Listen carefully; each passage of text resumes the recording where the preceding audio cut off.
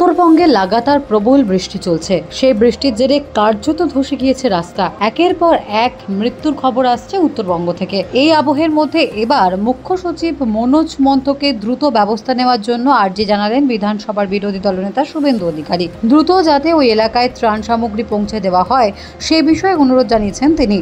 শনিবার আলিপুর আবহাওয়া অফিস উত্তরবঙ্গের বেশ কিছু অঞ্চলে লাল সতর্কতা জারি করেছিল। একদিনে 200 মিলিমিটার বা তার বেশি বৃষ্টি হবে সেই পূর্বাভাস দিয়েছিল হাওয়া অফিস। আর রাত 10টা বাজতে না বাজতেই তেড়ে বৃষ্টি নামে পাহাড়ি এলাকায়, সঙ্গে প্রবল বজ্রপাত ও বইতে শুরু করে ঝোড়ো হাওয়া। ইতিমধ্যেই সিকিমের সঙ্গে যোগাযোগ বিচ্ছিন্ন হয়ে গিয়েছে দার্জিলিং সহ একাধিক এলাকার। বন্ধ রয়েছে রোহিণী রোড, ক্ষতিগ্রস্ত ন্যাশনাল হাইওয়ে। পরিস্থিতি মোকাবিলায় সেখানে ইতিমধ্যেই পৌঁছে গিয়েছেন প্রশাসনিক আধিকারিকরা। নদী তীরবর্তী ও পাহাড়ি এলাকায় যারা বসবাস করেন তাদের সরিয়ে নিয়ে যাওয়া হচ্ছে।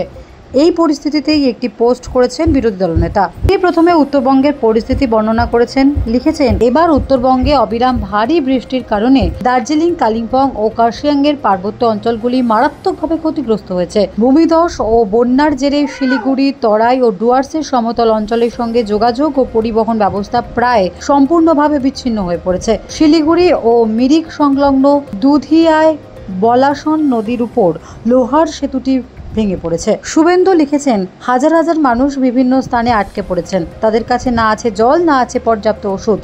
ইতিমধ্যে মৃত্যুর খবরও প্রকাশ্যে আসছে, তবে কতজনের মৃত্যু হয়েছে তা এখনো পর্যন্ত জানা যায়নি। বিরোধী দলনেতা অনুরোধ করেছেন মুখ্য সচিবকে যেন অবিলম্বে সরকার বিষয়টি নিয়ে ব্যবস্থা গ্রহণ করুক। এলাকাগুলোতে যোগাযোগ ব্যবস্থা যাতে স্বাভাবিক করা যায়, দ্রুত যেন পদক্ষেপ গ্রহণ করা হয়।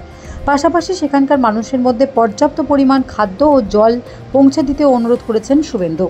Bureau report, D Bangla news.